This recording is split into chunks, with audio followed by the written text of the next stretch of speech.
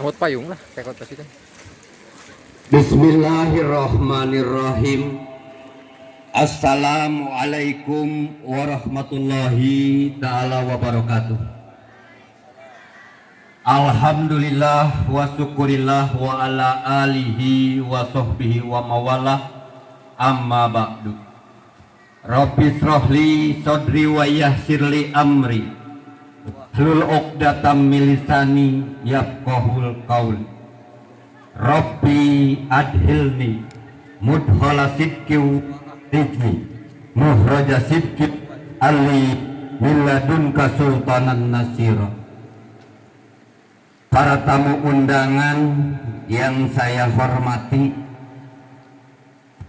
para perwakilan aparatur pemerintah Negara Kesatuan Republik Indonesia yang kami hormati dan kami banggakan, dan juga tokoh-tokoh yang hadir dari perwakilan seluruh tokoh-tokoh negara, budaya, baik pun ulama. Juga terutama saya haturkan terima kasih kepada sesepuh kita yang telah datang dari Cimahi Bandung, Bapak Mayor Jenderal Deddy Budiman.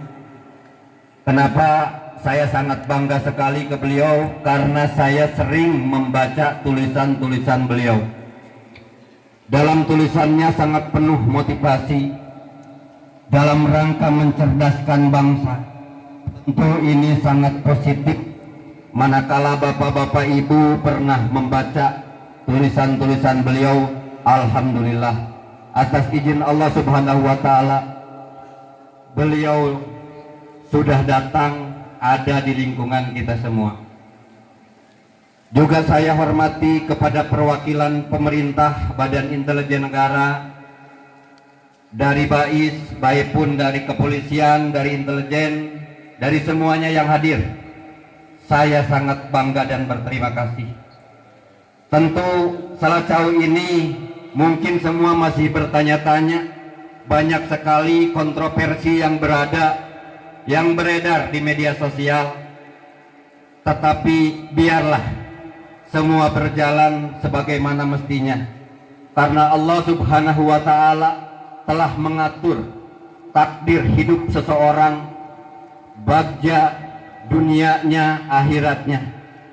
Jadi saya di sini atas apa yang telah terjadi di tahun-tahun kebelakang, suatu kebanggaan bagi saya, hingga masyarakat secara penyeluruh mengetahui keberadaan Salacau Tungurahayu.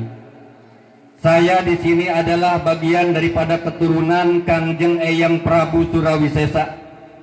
Beliau adalah Maharaja pengganti Ayahanda Sri Baduga Maharaja yang bertahta di Galuh Pakuan Pajajaran, yang pada masa hidupnya beliau adalah seorang perwira, seorang ahli perang dan ahli perniagaan. Dan beliau masa muda, kalau zaman hari ini beliau adalah aslog, asisten logistik Pajajaran. Maka beliau melakukan perjanjian dagang internasional yang dikenal perjanjian Selako. Maka saya abadikan di sini apa itu Selako. Selako itu adalah perjanjian Eyang. Saya mengabadikan agar anak cucunya selalu mengingat atas karya dan jasa beliau, dan sampai hari ini akan menjadi wilayah bebas. Perjanjian dagang Selako itu ditandatangani tahun 1515 Masehi, sebelum beliau menaik tahta di Galuh Pakuan. Tapi setelah beliau naik tahta pada tahun 1521 Masehi, beliau lalu menandatangani perjanjian ekonomi dan pertahanan yang dilaksanakan di Muara Ciliwung, Jakarta saat ini, yang disebut Perjanjian Padrau. Itulah leluhur kita, dan makamnya ada di sebelah sini. Semoga beliau almarhum walaupun dalam masa hidupnya dan dicatat para sejarawan beliau selalu disudutkan, bagi saya tidak masalah. Baik buruknya beliau itu adalah leluhur saya. Mau apa kalian, itu tetap leluhur saya. Mau beliau dianggap jahat, mau beliau dianggap baik, mau beliau dianggap kontroversi di Pajajaran, beliau tetap nenek moyang saya. Tidak bisa digantikan apapun yang terjadi di masa lalu. Itulah sekilas pandang sejarah Kangjeng Sri Paduka Sang Hyang Prabu Surawisesa, yang saat ini saya memperingati naik tahtanya beliau yang ke-500 tahun sesuai agenda sejarah. Hari ini adalah hari yang sangat saya tunggu-tunggu dan keluarga saya tunggu-tunggu, karena agenda ini adalah sejarah. Agenda sejarah yang sangat kami nantikan.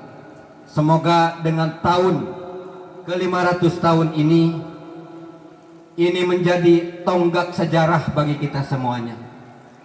Apabila ada mempertanyakan visi misi Selako itu adalah dalam rangka melestarikan kultur budaya sejarah pemerintahan Kerajaan Pajajaran. Bukan sebuah ilustrasi atau membuat negara di dalam negara. Semua aturan sudah diatur oleh Undang-Undang Dasar. Ada di dalam pasal 18B tentang hak-hak budaya dan diatur oleh pemerintah Negara Kesatuan Republik Indonesia dalam peraturan Undang-Undang Cagar Budaya. Jadi apa yang saya pimpin dan apa yang saya kelola selalu mengikuti aturan perundang-undangan yang berlaku saat ini. Itulah tentang Selako, bahwa Selako ini murni dalam rangka melestarikan sejarah.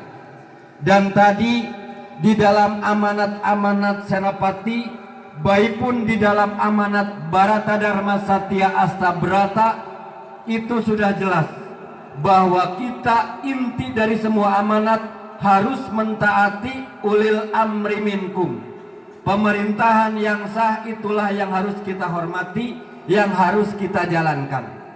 Dan mari kita doakan dari mulai pemerintahan tingkat RT sampai presiden, dari sipil dari mulai Babinmas, Babinsa sampai Kapolri dan Panglima TNI, kita doakan semoga para pemimpin Negara Kesatuan Republik Indonesia mulai hari ini ke depan menjadi pemimpin-pemimpin yang baik sesuai yang diharapkan kita dan sesuai hasil musyawarah mufakat para leluhur kita dalam rangka merumuskan Undang-Undang Dasar Negara Republik Indonesia, Bhinneka Tunggal Ika dan Pancasila, atau yang disebut 4 pilar berbangsa dan bernegara. Jadi itulah Selacau Tugu Rahayu atau Selako International Federation. Selanjutnya dalam hal ini tentu akan mengingatkan kembali kepada sejarah almarhum Kangjeng Eyang Prabu atau Sultan Agung Patrakusuma. Apa perbedaan Prabu Surawisesa dengan Sultan Patrakusuma? Prabu Surawisesa itu terjadi kudeta atau serangan umum 1527 Masehi, sehingga Galuh-Pakuan Pajajaran hancur karena perebutan kekuasaan yang ada di dalamnya. Tentu itu dengan keluarganya sendiri, hingga Kangjeng Eyang Prabu Jayadewata pusing yang harapan keluarga dan menghadapi masyarakat Pajajaran. Dan pada saat itu konon, dan ini banyak ditulis oleh budayawan, sejarawan, ada dalam istilah tata rucingan, agenda, atau juga dalam kidung. Eyang Prabu Jayadewata ketika menghadapi permasalahan di keraton dan lingkungan kemaharajaan, lalu beliau mengambil langkah membagikan masyarakatnya dengan seperti begini, yang kalimat umum beliau katakan dan kita pasti mengetahui. Ngaing geus teu pantas jadi raja, lamun rakyat aing balangsak jeung sangsara. Ti mimiti kiwari aing moal ngahalang-halang. Ngeun aing rek ngabagi keur rahayat kaula di Pajajaran, bral. Nu rek milu nu hayang kadaya kota geura misah kabelah kaler. Jik hidup geura mangkat. Nu moal milu kasasaha misah kabelah kulon. Jik kaula moal ngahalang-halang tapi sing hati-hati jeung waspada. Ngeun lamun rek milu kanu jaya jik maneh kabelah wetan. Kade hati-hati sing waspada. Sabab nu bakal mimpin pribadi kulawarga jeung rahaya sakumna engke kabeh ti urang wetan.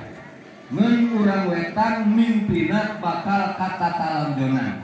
Nu akhirna bakal loba nu naek balewatangan. Ngeun nu rek milu ka kaula cengaya. Yuk urang misah kabelah kidul. Di cirian aya kidulna Gunung Tugel, kalerna Cibanteng, wetana Cihaur Kentok, kulonna Taraju. Tah kaula aya di tengah-tengah eta jeung rahayat kaula. Ayeuna kuring rek buka ieu tempat. Gunung Tugel ieu kanu tongong. Tongoheun pasir salam. Lain carita kuring tapi turun-tumurun ngaran Gunung Tugel ti baheula eta. Belah kaler Cibanteng, desa Cibanteng ti zaman mungkut nepi ka ayeuna kuring ingat ngaranna Cibanteng perubahan. Lamun Taraju belah kulon ti baheula nepi ka ayeuna eta ngaranna Taraju. Belah wetan Cihaur Kentok aya kampung Cihaur mangga eta kulawarga ti baheula perubahan. Ieu ngaranna Kampung Pangawonan Pasir Kolotok pangaduan muning baheula di zaman karuhun. Mana ka tokoh-tokoh anu paling gitu bahkan banar-banar muning anu masih menang tararoskeun ku bapak-bapak. Ieu wilayah kadusunan Negara Tengah. Palihanap kadusunan Panyaweyan angsana. Kapungkur ieu wilayah sadesa. Ayeuna jadi 3 desa. Desa Cigunung, Desa Karya Bakti, jeung Desa Cibungur. Beh dituna di zaman karuhun sadesa ayeuna sakacamatan Baruponteng. Baheula desana Desa Kolot. Ibu kota Desa Kolot aya paliwetan Cibungur. Wihanapeun Kalidung. Lamun Kalidung teh istilah bahasa cek bahasa Kolot kalieun. Tah ieu sejarah ngaran carita ieu Pasir Kolotok aya 3 ku kuring dipugar. Sabab baheula dipake bae ngadu muning. Pakai jual beli muning, ngadu muning di dia nu ele dipencit di sate. Mangga tanyakeun ka para tokoh sami. Wali kulona Gunung Karikil, pali kulona deui Gunung Cangkuang, pali kidulna Kampung Cibuntu. Ieu bacaeun kabeh, ieu pali tongoh Pasir Salam. Lamun hirup jelema ceuk eyang, harayang nguasai hayang apal kana permasalahan, singolotok kana sagala permasalahan. Matak ieu 3 pasir ngaranna Pasir Kolotok.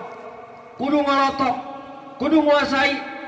Selalu urang berpatokan kudu husnudon, hade sangka. Ulah saeutik-saeutik goreng ngewa sabab eta pagawean jelema bodoh. Nu bodoh gawena iri dengki ngewa. Nu pinter ngabalingger gawena mintran.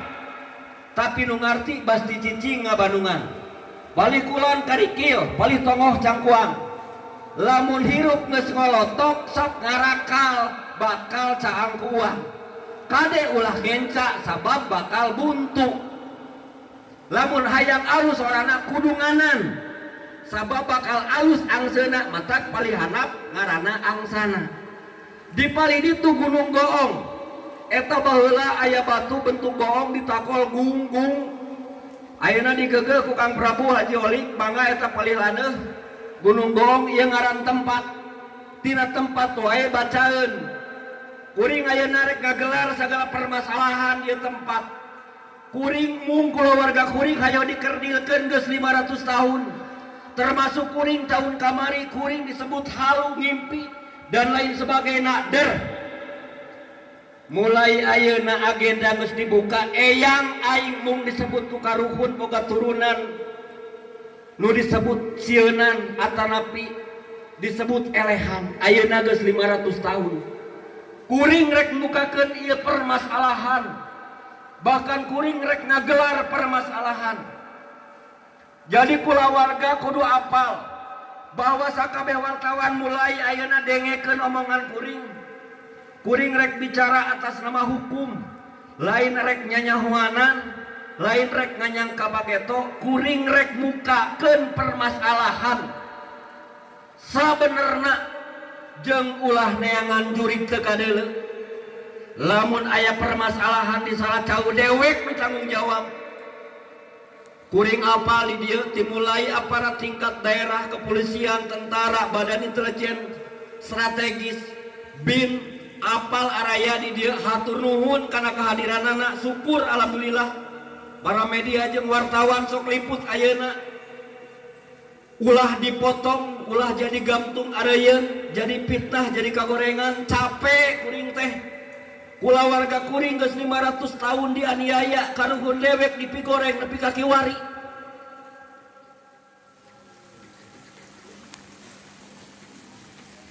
Kepunten sakadap. Lamun kuring nyebutkeun karuhun sok sedih. Sabab ngaran Surawisesa dipigoreng nepi ka kiwari. Eta goreng-goreng ge karuhun kuring. Kuring lain epes meer, tapi saking nyeri hate. 500 tahun kula warga kuring dipigoreng ku sararea. Selalu dipitnah.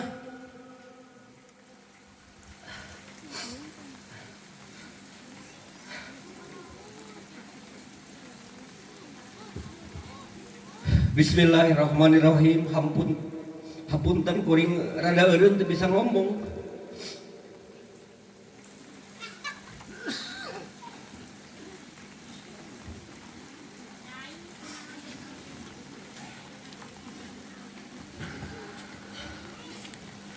Bismillahirrahmanirrahim. Cak sejarah orang tukena mangga gali ku sadayana makam-makam karuhun urang aya di dieu di lingkungan teu jauh sadayana ge makam di tiap gunung aya lain menang kuring. Eta mah ti baheula oge aya makam karuhun urang. Salajengna kuring rek ngagelar pertanggungjawaban kuring. Mun ti baheula ibu-ibu kula warga kuring nanyakeun pagawean kuring, kuring repeh ti baheula. Sabab kawengku ku aturan. Kuring teu pernah nyaritakeun pagawean kuring di mana kecuali nu apal iwalti kuring usaha berniaga, usaha jual beli apal kabeh oge moal kudu dibukakeun. Mangga tanyakeun ka kula warga kuring. Ngan salama 20 tahun kuring boga pagawean nyaeta kuring teh ngawakili kula warga pun aki kanggo neraskeun tapak lacak pagawean anjeunana. Nepi ka kuring salama 20 tahun dina eta pagawean kuring repeh, nu nanya nu mitnah kuring repeh. Henteu pernah nyaritakeun pagawean kuring di mana. Anu apal kula warga iwalti kuring nyahona jual beli. Tapi pagawean kuring ayeuna rek dibuka bisi jadi pertanyaan. Kuring selama 20 tahun digawe di bagian manajemen aset mewakili keluarga dinasti. Kuring ngawakilan seweputu ti Kangjeng Eyang Prabu Surawisesa. Bahkan kuring dina tahun 2000 geus rasa agul ku payung putut ngeun untung ku kuring teh dicaritakeun ka kula warga. Kuring kanu jadi kolot bapak kuring Haji Saifullah anu ku kuring dipihormat, oge pun piang Haji Haya Maryam anu ku kuring dipihormat. Karena inung tungulah hayu bapak tanggal darajat cek Allah ridallahu ridho waliden. Kuring geus menta doa restu ka inung bapak kuring, cek bapak kuring darjig sanajan rek langit katujuh aing ridho, begitu pun cek inung kuring. Matak sanajan loba nu mikangewa ka kuring, loba nu mitnah ka kuring, ku kuring dicekelkeun. Da inung bapak aing geus mikarido janji Allah, lamun inung bapak mikarido maka kaula oge tangtu mikarido. Sabab inung adalah pintuna surga aya di inung jeung bapak, pintuna darajat aya di dari bapak. Inung tunggu rahayu karahayuan aya di inung, bapak tangkal darajat kadarajatan aya di bapak. Selama 20 tahun hampir-hampir di tahun 2000 kuring nyarita lamun harita nyarita tanuane kuring disebut jelema rahul. Sabab dina tahun 2000 kuring arek boga rezeki. Dasar aturan hukum lain dasar tepuguh. Naon sababna setelah Pak Harto mengembalikan pertanggungjawaban tanggal 3 Juli 2007, harapan kuring berprasangka baik bahwa pemerintahan selanjutnya akan melaksanakan. Kuring nunggu-nunggu jeung manajemen dimulai zaman Presiden Habibie, Presiden Abdurrahman Wahid, Presiden Megawati, Presiden Susilo Bambang Yudhoyono, dugi ka Presiden ayeuna alhamdulillah. Naon nu direncanakeun nu dicita-citakeun tahun 2000 saktosna aya Declaration Utility of Asset 2000 di International Justice. Tapi dugi ka kiwari alhamdulillah sarupiah oge henteu, ai lain menang jual beli mah. Ai lain pamura pamere mah ti kulawarga. Naon dideklarasikan di International Utility of Asset tahun 2000 itu berdasarkan perubahan, berdasarkan pengembalian surat di Pak Harto. Karena Pak Harto selama pemerintahan menggunakan kolateral dinasti untuk cetak alat tukar. Ayeuna kuring rek buka, ek bukakeun kade dengekeun ulah waka goreng sangka. Ulah jadi jelema bodoh, gampang emosi, gampang ewa, tapi kudu jelema ngarti, kudu jelema pinter. Lamun can kaharti lenyepan heula. Sabab pegawaian jelema bodoh mah kur nyalahkeun batur. Ari jelema nu ngarti mah cicing di Bandungan ditaliti.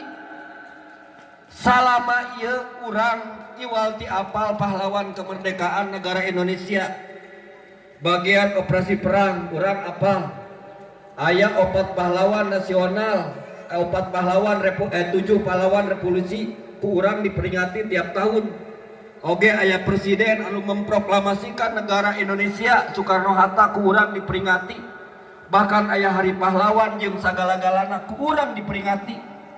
Sadaya perjuangan leluhur urang dina enggoni ngadirikeun negara kesatuan Republik Indonesia ku urang diperingati. Bahkan kuring selalu memperingati.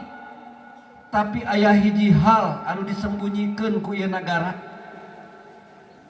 Nyaeta pemilik lisensi lahirna mata uang rupiah. Urang terang, urang apal. Kapungkur di zaman Jepang, cenah pemerintahan Jepang make mata uang yen. Sebelumna make mata uang golden di zaman pemerintahan Hindia Belanda. Tapi kunaon setelah mendirikan negara kesatuan Republik Indonesia berubah. Golden beredar di peredaran, lalu ada mata uang rupiah. Boro-boro mata uang Bapak Ibu, tisu aya nu gaduh lisensi. Rokok rokok nu kurang diudud, aya nu gaduh lisensina.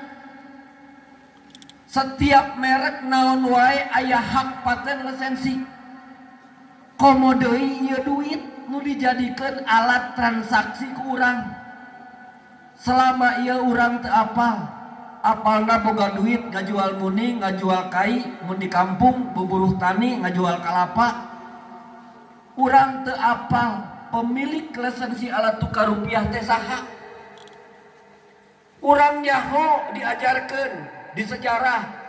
Berdirinya negara kesatuan Republik Indonesia itu berdasarkan beberapa perjanjian. Ada perjanjian Renville, ada perjanjian Romroyen, ada perjanjian KMB, ada Linggarjati, dan terakhir ada Konferensi Asia Afrika di Bandung. Komo toko-toko urang Bandung pasti uninga naon eusi-eusina eta perjanjian. Eusina perjanjian singkat cerita hanya menghentikan agresi militer. Setelah itu ada perjanjian atau Konferensi Asia Afrika. Apa itu sih perjanjian atau Konferensi Asia Afrika di Bandung? Kabeh apal, sadunya apal bahwa Konferensi Asia Afrika di Bandung dalam rangka menghormati semua wilayah-wilayah, mau itu wilayah yang dipertahankan secara pribadi atau kelompok atau secara kolektif. karena itu sesuai dengan piagam Perserikatan Bangsa-Bangsa. Maka dari persidangan Den Haag keluar rekomendasi untuk mendirikan pemerintahan RIS, Republik Indonesia Serikat. Jadi dari 4 perjanjian ditambah konferensi, itulah dasarnya Negara Kesatuan Republik Indonesia. Tapi kembali kepada pengisi kedaulatan. Sebuah negara itu bisa berdiri, persyaratannya 1, ada masyarakat, 2, memiliki wilayah, 3, memiliki tatanan hukum, paling utama ada nilai tukar, yaitu mata uang. Secara hukum kita tahu bahwa negara leluhur kita sudah merumuskan Undang-Undang Dasar 45 berikut peraturan perundang-undangan. Ada KUHP, ada KUPER, atau Kitab Undang-Undang Hukum Pidana dan Hukum Perdata. Ada juga hukum-hukum itu yang disebut hukum acara. Di dalam 3 tentang kedaulatan wilayah, kedaulatan hukum, dan kedaulatan ekonomi, paling pokok kedaulatan ekonomi. Kedaulatan ekonomi itu adalah nilai tukar. Apa itu nilai tukar? Yaitu mata uang. Asal usul mata uang rupiah bisa hadir dan bisa ada di negara Republik Indonesia karena adanya penjamin, karena adanya lisensi. Siapa penjamin dan lisensi? Apa kode daripada penjamin dan lisensi? Kode penjamin dan lisensi dari mata uang rupiah itu adalah kode INA 18 1945 SRN, Lady of Pros. Itulah pemilik lisensi mata uang rupiah selama Presiden Soekarno sampai Presiden Soeharto. Yang memiliki lisensi dan guaranti pada saat itu adalah MRS Sarinah. Inilah tentang pengisian kedaulatan negara atau menggenapkan kedaulatan, yaitu kedaulatan ekonomi.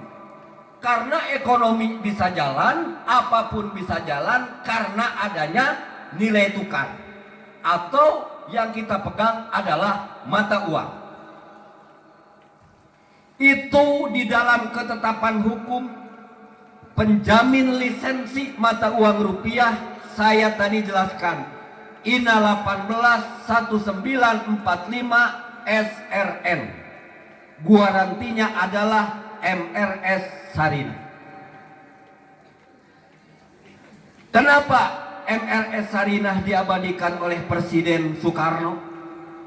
Kenapa di pusat kota ada gedung Sarinah?